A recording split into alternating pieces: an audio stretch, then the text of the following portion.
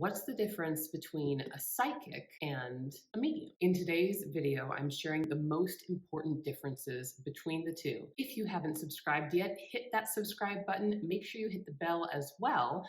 That'll let you know each time I release a new video about all things mediumship. It could be readings of mine that you can watch and see me in action, how-tos about communicating with spirit, meditations, and so much more. A lot of newbies in this field want to jump straight into working mediumistically, and I should know because I was one of them. The further that I've gotten into my journey, I've realized just how important it is to develop psychically to reach my potential as a medium. Why?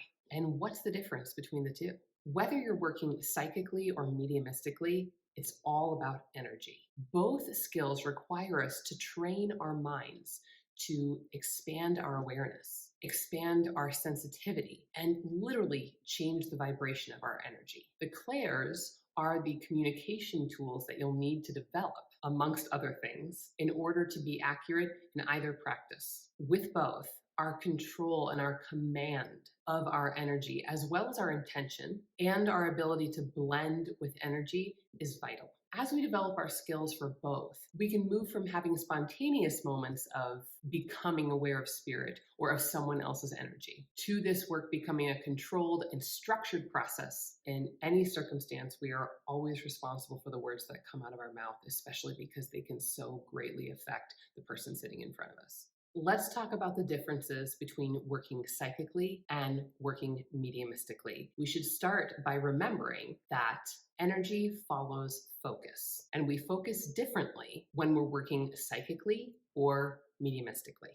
Working psychically. When you're working as a psychic, you are working with a living person who is present or not, and you're reading their aura. That is their energetic field around their body. Perhaps when you meet someone, you feel sensitive to the energy that you get from them, even just the feel of them. Are they someone who's optimistic? Are they more of a pessimist?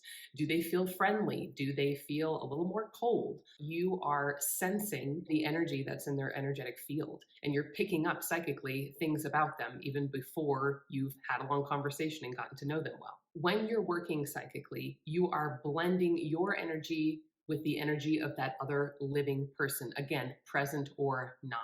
A great way to start working psychically is to keep it really simple by focusing on past, present, and future. So when you're sitting down in front of somebody, you might first look to blend your energy with their energy, and then open your mind up to their past first. As you get information coming and you're reading that information to them, you might move on to present and then future. With psychic work, this is a kind of work where you may use tools a little more often as a launch pad. For example, I like working psychically in a very simplistic way. I like doing past, present, future, and I like using colors. So first I might just open my mind up to a color that is subjective to me, but is a shoe into past, and then a color for present, and then a color for future. This is a way of keeping me really unbiased as I do a reading. The color comes to me, it's not connected to anything specific from my life or my frame of reference, but I get the sense of a color,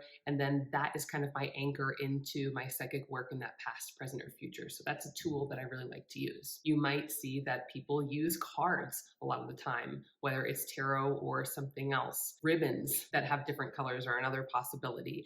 And if you want to get a little more advanced, one of my favorite practices is imagining that there are files of information surrounding someone's aura. One might be that you're reaching out and focusing your mind on the health of this person, or whether or not they like traveling and adventure. What about family, romance, and relationships? There are so many different categories, and when people come to you for a psychic reading, they might want to know more about their romance life or their family life.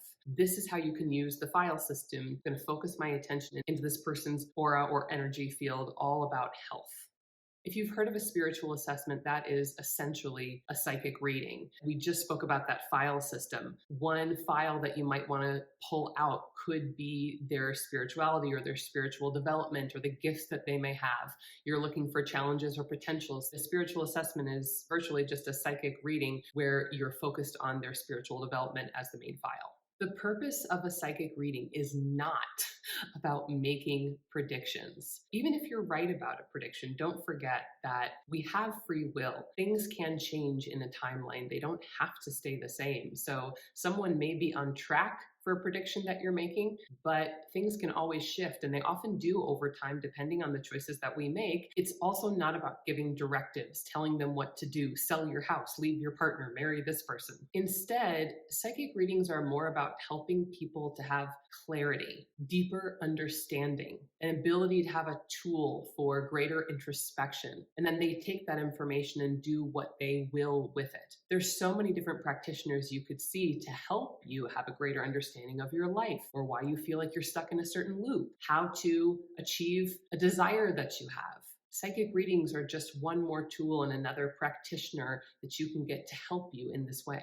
Perhaps in a psychic reading, they do see an opportunity for you that gives you encouragement or inspiration to move toward that thing that you're desiring. It's so important to set clear expectations and boundaries before a psychic reading, because people will often come wanting to know answers to questions that it wouldn't be ethical for us to give. And so it really is about them understanding that you're going to try to give deeper understanding, deeper clarity about things, and then it is their responsibility to take that information and make decisions as they will. Before we move on to mediumistic, take a guess at what you think one of the major differences is between reading psychically and reading mediumistically. Comment below. I'd love to hear your thoughts. Working mediumistically. Well, the biggest difference about working mediumistically is that you are working with the spirit world, the spirit of someone who is no longer living and who has passed on. You might hear different mediums call the spirit you're communicating with a communicator, a contact, or a loved one. Mediumistic work also requires us to build power of spirit, to raise our vibration, because without that power, without that heightened vibration, mediumship simply isn't possible. And when you are working mediumistically, you are working at a higher vibration